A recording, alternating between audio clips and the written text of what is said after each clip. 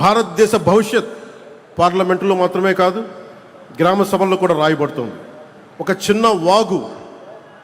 చిన్న వాగు ముందుగా తన పరిసర భూములకి నీరు అందించి తర్వాత ప్రధాన నదిలో కలుస్తుంది. అలాగే ప్రతి పంచాయత్ ముందుగా తమ గ్రామాలను అభివృద్ధి చేసుకోవాలి. అప్పుడు మండలం బలపడుతుంది, రాష్ట్రం బలపడుతుంది, జిల్లా బలపడుతుంది. మండలం, జిల్లా, రాష్ట్రం, తద్వారా దేశం బలపడుతుంది. 2 సంవత్సరాల క్రితం ప్రజలు మాకు ప్రభుత్వం ఏర్పాటు చేసే అవకాశం ఇచ్చారు.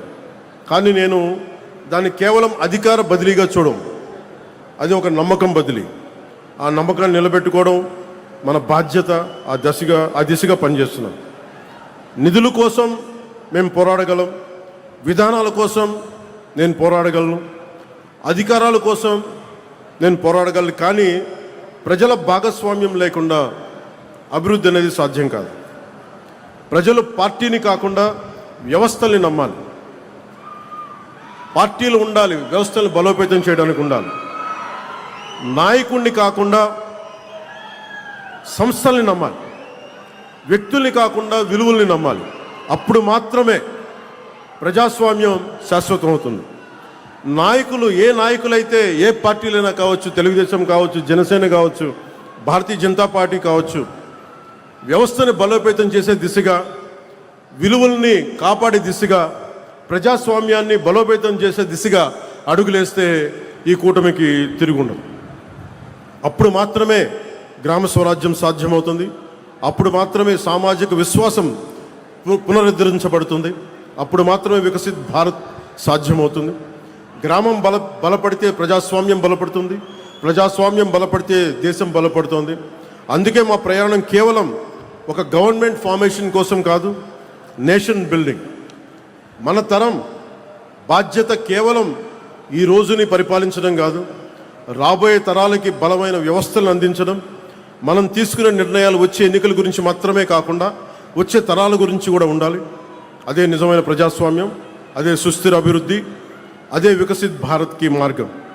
మనకు పూర్వీకుల నుంచి సంక్రమించిన భారతదేశాన్ని కాపాడటం మాత్రమే కాదు, రాబోయే తరాల గర్వపడే భారతదేశాన్ని నిర్మించడం, అందించడం కూడా మనందరి సమిష్టి బాధ్యత, ఈ కూటమి బాధ్యత. ఈ బాధ్యతను నిర్వర్తించే సంకల్పంలో గ్రామం నుంచి దేశం వరకు బాధ్యతతో కూడిన అభివృద్ధి యాత్రను ముందుకు తీసుకెళ్తామని మీ అందరికీ మనస్ఫూర్తిగా తెలియజేసుకుంటూ, మీకు సేవ చేసే అవకాశాన్ని మీరు ఇచ్చినందుకు మనస్ఫూర్తిగా మీ అందరికీ పేరున ధన్యవాదాలు తెలుపుకుంటూ, ప్రతి సమస్యకి కష్టాలని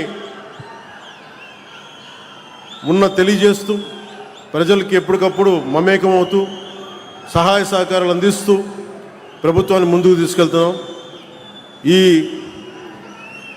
సదూరమైన ప్రయాణంలో కూటమి మరింత బలోపేతం కావాలని నేను కోరుకుంటూ, గౌరవ ముఖ్యమంత్రి నారా చంద్రబాబు నాయుడు గారికి, ప్రధానమంత్రి శ్రీ నరేంద్ర మోదీ గారికి, కూటమి నాయకులందరికీ పేరున ధన్యవాదాలు తెలుపుకుంటూ, ప్రజలకి మరోమారు మీకోసం మేము పనిచేస్తున్నాం, మీకోసం మేము అహర్నిశలు కష్టపడతామని తెలియజేసుకుంటూ, మీరు మా మీద పెట్టుకున్న నమ్మకం కోసం మరింత కష్టపడతామని తెలియజేసుకుంటూ, మరోమారు మీ అందరికీ పేరున ధన్యవాదాలు తెలియజేసుకుంటూ సెలవు తీసుకున్నాం. జై భారత్, జై భారత్, జై హింద్.